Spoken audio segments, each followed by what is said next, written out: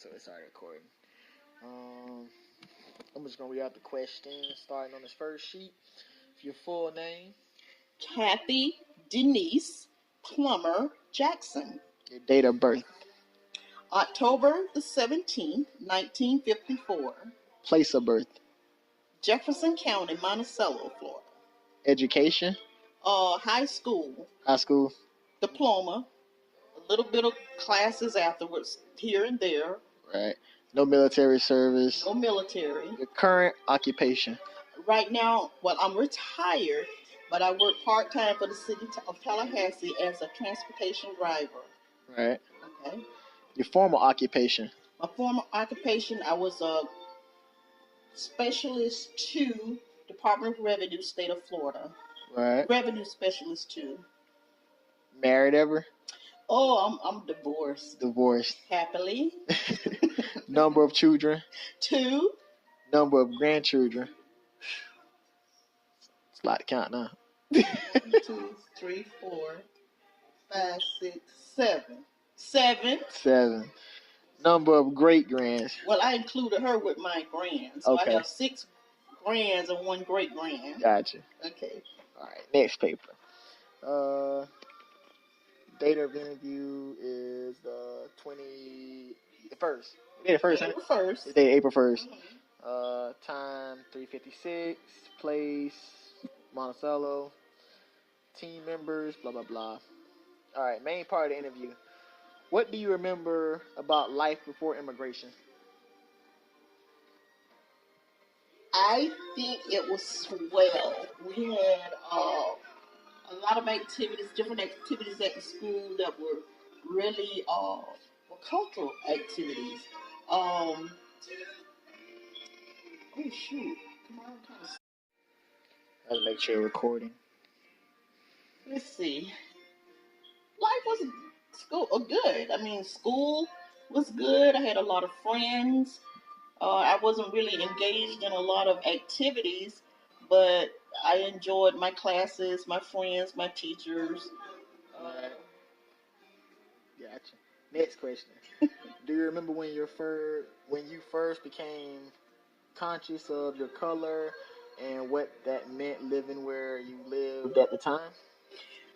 I can remember as, I guess, maybe 5, 6 years old around that time, and there was this clinic in Monticello, Gary Medical Clinic, and I can remember Mama taking us to the doctor's office, and we would be sitting on one side of the room, and white folks were on the other side of the room, and I used to wonder to myself, how come they're sitting over on that side of the room, and we're on this side of the room?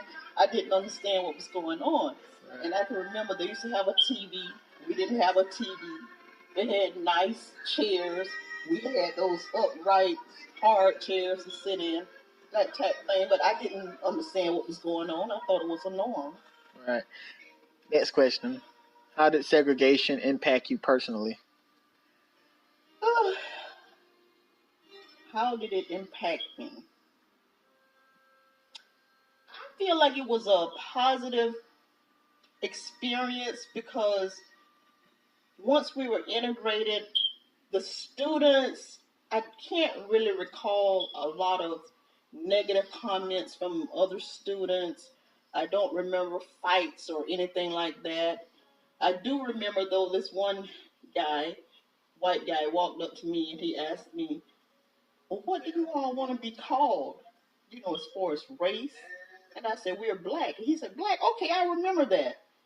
I guess he was curious. What do we call him? Do we call him black? Do we call him Negro? Do we call him color? I don't know. So he asked the question. Right. And that's what I told him. He happily went away. He knew how to refer to us. Right. But as far as getting along, I didn't have any problems. Right. Yeah. How did it affect your education? My education, it didn't really change because either I did or even I didn't. It was up to me to do what I wanted to do. I mean, the curriculum was there, but I did later, like in my senior year, we integrated in my junior year. And then my senior year, the Black History program was implemented. So that was a positive thing, and I got to learn more about, the 60s and, what went on, and I really learned a lot. Right. What role, if any, did your faith or your church family play in your life during those times? Well, we were very religious. We went to church, we prayed, we feared God. So to me, that it has always been there. Right. It's just when I got older, I started drifting away. But right. What else about the era do you remember? Did segregation affect your decision to either leave or stay where it was that you grew up? In what ways? Well, I didn't even think on that level. Right. My duty as a teenager was to go to school and get an education.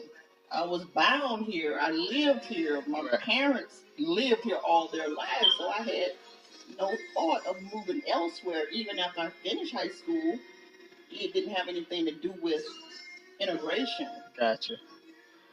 What about the civil rights movement as it happened in other places? Do you remember? I guess looking at the news and seeing things going on, it was, I guess in a sense, it was so far away that I don't think it really affected me the way it should have. But I do remember when, as a child, my daddy, a truck used to come here to the house and pick up my daddy.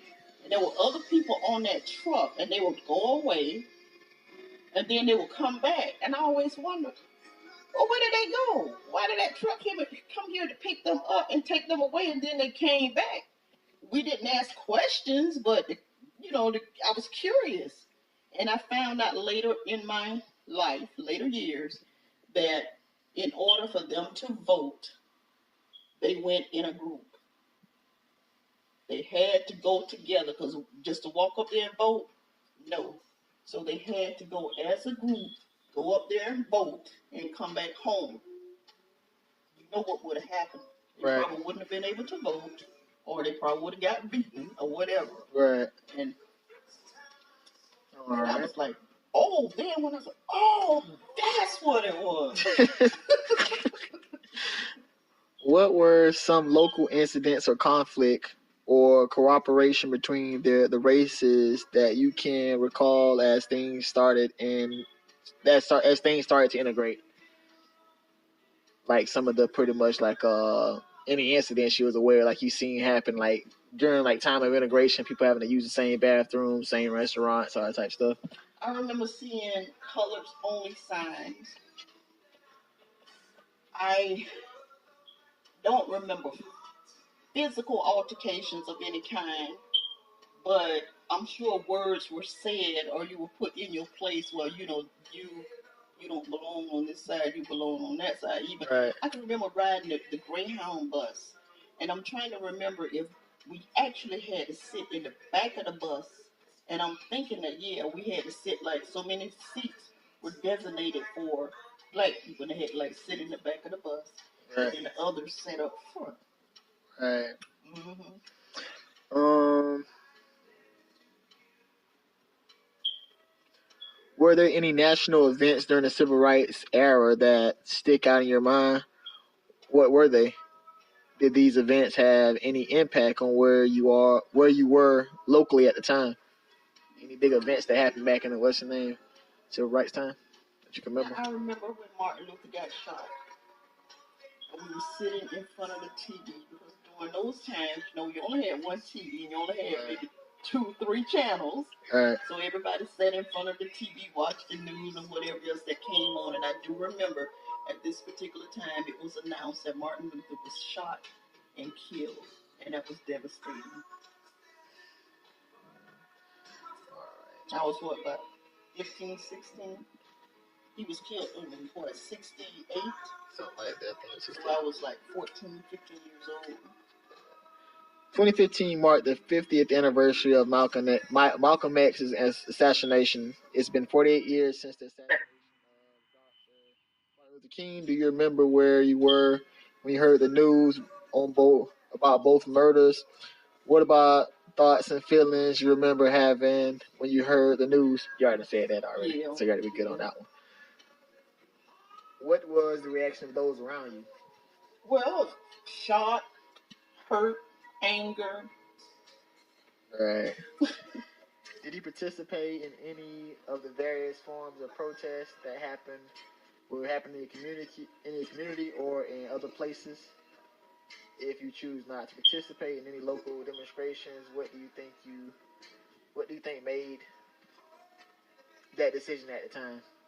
My folks, my parents, who were very strict, and they were more concerned about safety rather than voicing our opinion. Right. So no, we didn't participate. What did your family think about your activities? You didn't do it. Mm-hmm. What were you ever the target of a personal attack or racism, or even at the time you felt as if you were a target for discrimination about your race? During that time, no. If it was there, they didn't really show it. 2014 marked the 50th anniversary of the Civil Rights Act of 1964, and 2015 marked the 50th anniversary of the Voting Rights Act. In your opinion, what has been the areas of greatest positive change, and what are the areas that remain a lot of work left undone with respect to race relations here locally? What are your feelings about Obama's election and re-election as a statement of how far we've come and how much farther we have yet to go in that area? Ooh, that's a lot. Let me see.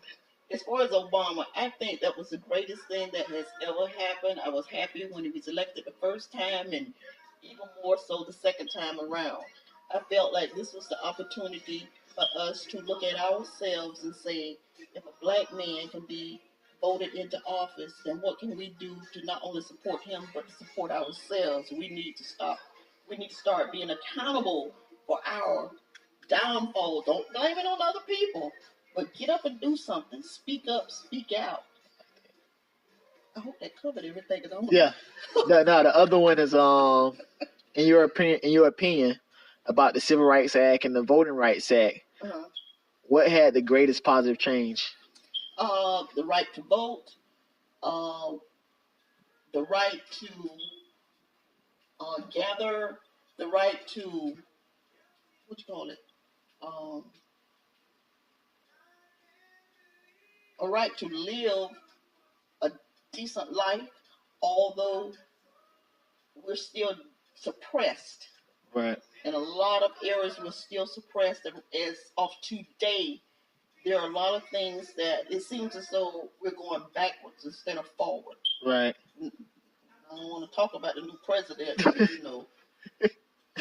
In what ways have You can add on if you want to. Yeah. In what ways have race relations gotten worse, or stayed the same over the last 50 years? Because I feel like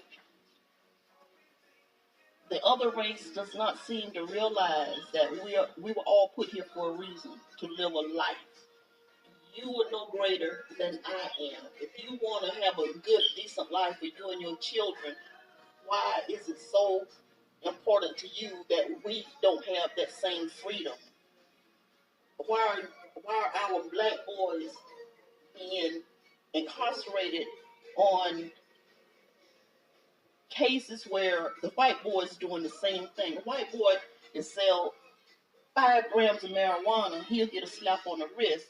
A black boy can sell 5 grams of marijuana, he's going straight to jail. You know, what's the difference? Why are our black boys having to go to jail? Why are our black boys getting shot down? Why are we having to go through turmoil when you're doing the same thing that I'm doing? Right. I mean, that ain't making sense. I'm trying to express it because I got so much in my head that I'm not pleased with right now. Right. You know. Of all the things that you've lived through, which do you think are the most important?